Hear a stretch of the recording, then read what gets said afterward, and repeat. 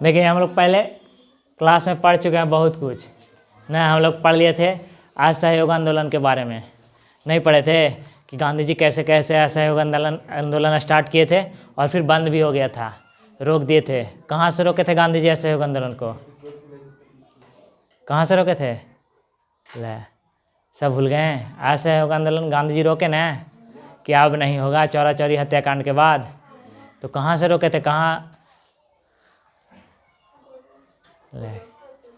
बारदौली में न थे उस टाइम? गोरखपुर में तो चौरा चौरी हत्याकांड हुआ था, बारदौली में थे वो उस टाइम। तो जब उनको नाम पता चला, सॉरी नाम बोल रहे हैं, जब उनको पता चला कि चौरा चौरी में इस तरह से हो गया है गोरखपुर में, तो वो क्या किए थे कि रोक दिए थे कि अब असहयोग आंदोलन नहीं चलेगा। लेकिन इसके पीछे क्या था कि चित्तरंजन दास, मोतीलाल नेहरू, बहुत सारे राजनेता जो सीनियर लीडर थे, सब पकड़ा के जेल में भी चल गए थे। अंग्रेज पकड़ के ले गया था जेल में कि इन लोग बाहर रहेगा तो इन लोग ही बदमाशी कर रहा है। उन लोगों का सामान नहीं ना बिक रहा था ठीक से, तो सबको पकड़ लिया था। तो उन लोग गांधी जी से नाराज़ भी हो गए थे। उन लोग समझे ही थे कि स्टार्टिंग में कि जैसे ही चौरा चौरी हत्याकांड हुआ, पुलिस लोग को जला दिया जिंदा, 22 लोग को न लगभग जलाया था। तो जैसे ही जलाया तो इन लोग को तो मज़ा आया, अंदर में जेल से बोल रहे हैं कि वाह ना कितना मज़ा आया। अभी तो क्योंकि गांधी जी का कितना अहिंसा वाला न थे, अहिंसा वाला प्रोसेस बहुत स्लो होता है लेकिन काम होता है, और उन लोग को मज़ा नहीं आ रहा था, जेल के अंदर थे सो कि नहीं मना कर रहे थे। चित्तरंजन दास पहले ही इसके विरोध में थे और फिर बाद में समर्थन में आए भी, लेकिन जैसे ही सुने कि आग लगा ना, जिंदा जलाया, तो जेल वाला सब जितना थे वो सब खुश हो गए कि लगता है अब फुल स्पीड से आंदोलन शुरू हो गया है। यही ना, फुल स्पीड से आंदोलन चलने लगा है, 2-4-10 जगह और जलेगा, आग लगेगा, मारेगा अंग्रेज को तो और आगे बढ़ेगा। लेकिन गांधी जी इसको क्या कर दिए थे? रोक दिए थे, जिससे दोनों में मनमुटाव हो गया था। किसमें? गांधी जी और चित्तरंजन दास में। यही ना, चित्तरंजन दास गुस्सा गए कि बाहर आप हैं, हम लोग जेल के अंदर भी इतना कष्ट में है, फिर भी आप आगे बाहर में घूम रहे हैं, तो ये काहे रोक दिए आप आंदोलन? यही लोग नाराज़ हो गए थे।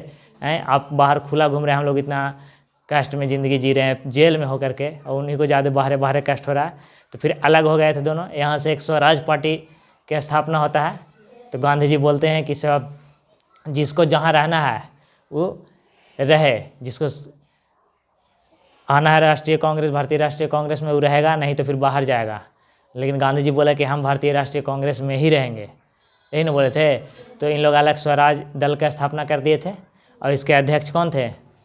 चित्तरंजन दास, और महासचिव बताए थे कि मोतीलाल नेहरू बने थे ना। लेकिन दुर्भाग्य से बताए थे कि बहुत जल्दी 25 में ही 1925 में ही किनका मृत्यु हो गया था?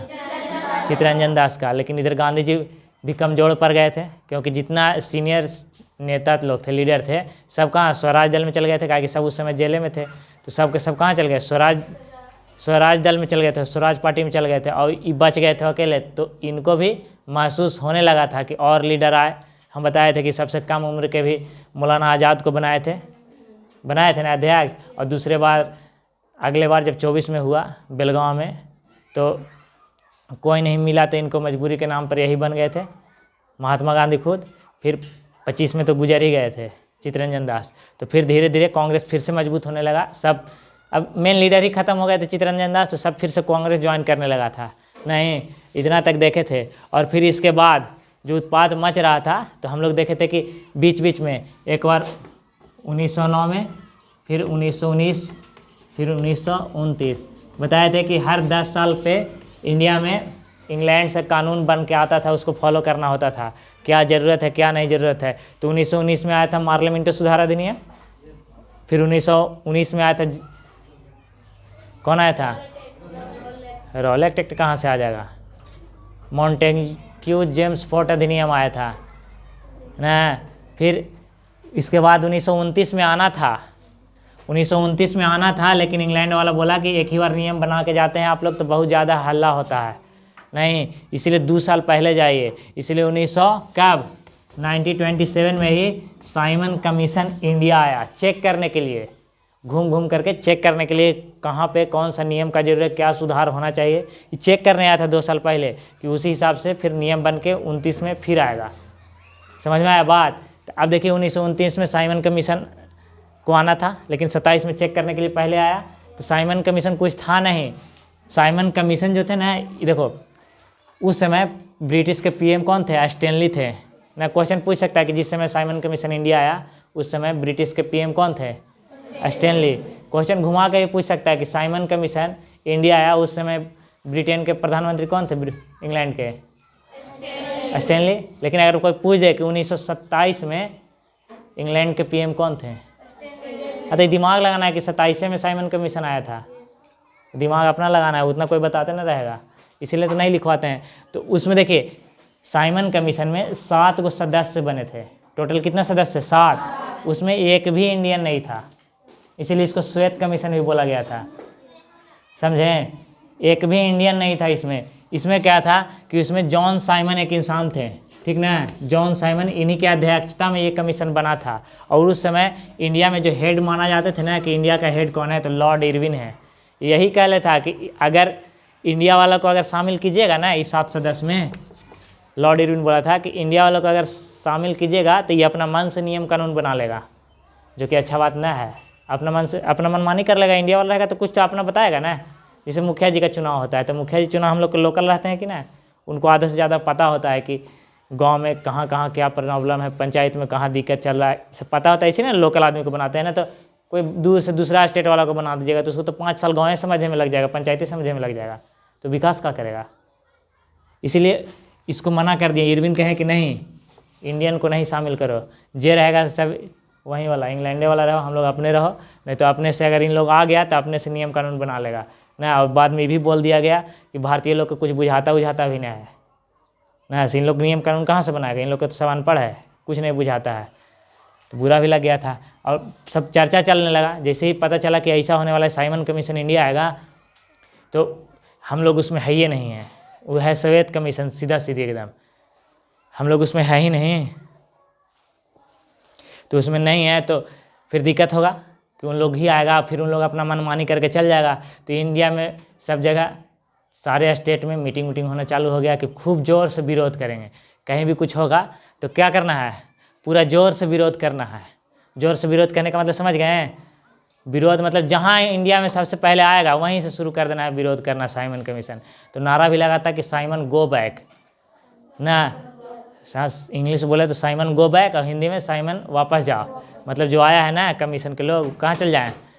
वापस चल जाएं। तो ये सबसे पहले कहाँ हुआ? जब मुंबई में साइमन सबसे पहले आया था। कहाँ आया था? मुंबई में।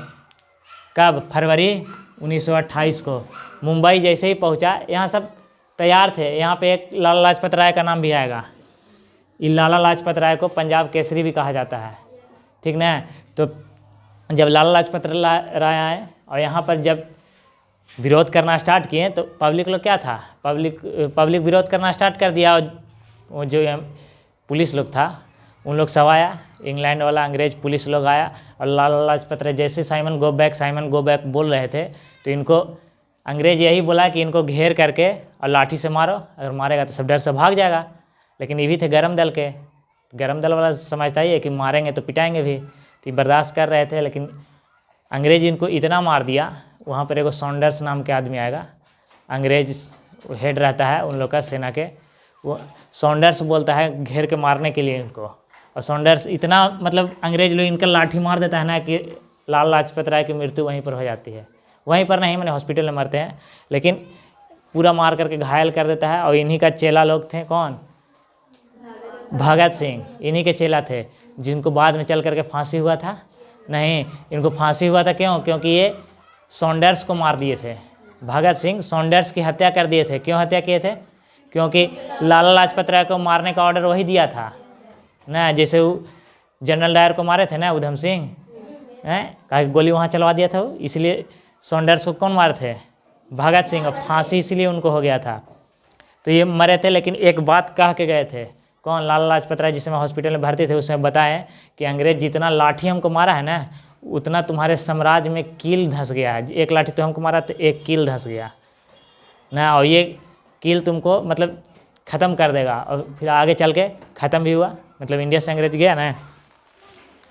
तो फिर आगे भी जब अंग्रेज बोल दिया था कि भारतीयों को कुछ आता उता नहीं है, तो भारतीय भी अपने में मीटिंग करके 9 सदस्य का एक कमेटी बनाते हैं।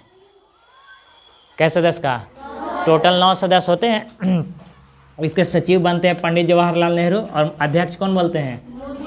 मोतीलाल नेहरू। और सदस्य बनते हैं अध्यक्ष बन करके, और एक इसमें भी नियम बनाया गया ना, नियम बना करके, मतलब अंग्रेज बोला था ना कि आप लोग कुछ नहीं आता है, तो इन लोग भी रिपोर्ट तैयार किए, और इसी रिपोर्ट को नाम था नेहरू रिपोर्ट। कौन सा रिपोर्ट था?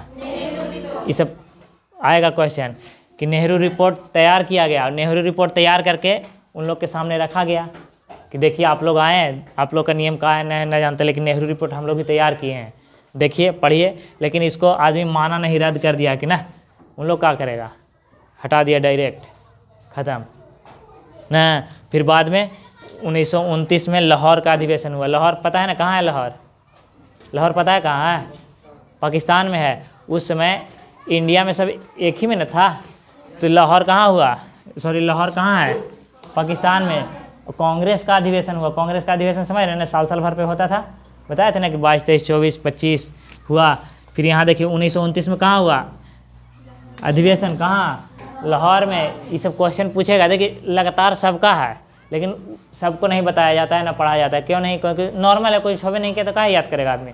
लेकिन इसको बता रहे हैं, क्यों बता रहे हैं? जैसे 1922 था तो गया अधिवेशन बताएं ना, बताएं। बिहार में हुआ अधिवेशन, वो भी गया में हुआ, तो हम लोग के लिए ज़्यादा इंपॉर्टेंट है कि ना। कहीं भी बिहार से रिलेटेड कोई एग्जाम दीजिएगा तो उसमें पूछ देगा कि बताइए गया में भारतीय राष्ट्रीय कांग्रेस का अधिवेशन कब हुआ? तो 1922। अब देखिए तो 29 का याद क्यों करना है? क्योंकि यहाँ पूर्ण स्वराज की मांग हुआ। अब भारतीय समझ गए थे कि अंग्रेज हम लोग को केवल उल्लू बना रहा है, इधर उधर करके बहला फुसला दे रहा है, तो हम लोग को अब स्वराज नहीं चाहिए, हम लोग को अब पूर्ण स्वराज चाहिए। हमको जैसा चाहिए हमको आज़ाद करके तुम लोग जाओ यहाँ से। पूर्ण स्वराज की मांग होगा यहाँ से, समझें। और फिर जब इतना बात बोलिएगा, यहाँ अपने आप लोग रिपोर्ट बना लिए कि हम भी थोड़ा से बराबरी हैं, तो उन लोग अंग्रेज गुस्सा गया। लगता है फिर ये लोग चालू हो रहा है, फिर शुरू कर रहा है अपना नियम कानून। लोग फिर ऐसा न कि आंदोलन कर दे ना, तो इन लोग फिर टाइट करने के चक्कर में था कि नियम बना दिया कि अलग कि नमक कानून बना दिया एक ठो कि भारतीय नमक का यूज नहीं कर सकते हैं, इन लोग बना नहीं सकते। अरे चीनी के बिना तो इंसान रह सकता है 2-4-10 दिन, ना रह जाएगा, महीनों दिन रह सकता है, लेकिन नमक के बगैर कैसे रहेगा? और उन नमक पे रोक लगा दिया, और रोक लगा दिया तो फिर गांधी जी गुस्साएंगे। और गांधी जी गुस्सा के फिर से एक बार सविनय अवज्ञा आंदोलन स्टार्ट होगा ना। 3-4 आंदोलन है, बढ़िया से क्लियर रहेगा। एक आंदोलन पढ़ लिए हैं, कौन? असहयोग आंदोलन। दूसरा सविनय अवज्ञा आंदोलन पढ़ेंगे, और एक और तीसरा आंदोलन है। 3 आंदोलन पढ़ लीजिएगा तो जनरली ज़्यादातर क्वेश्चन यहीं से रहता है कोई भी एग्जाम में। जो इंपॉर्टेंट रहेगा उसी से आप उस तरह का सेटर ही रहेगा, इधर उधर से दे देगा तो दिक्कत है। यहाँ तक समझ में आया बात? बाकी अगले क्लास में पढ़ेंगे।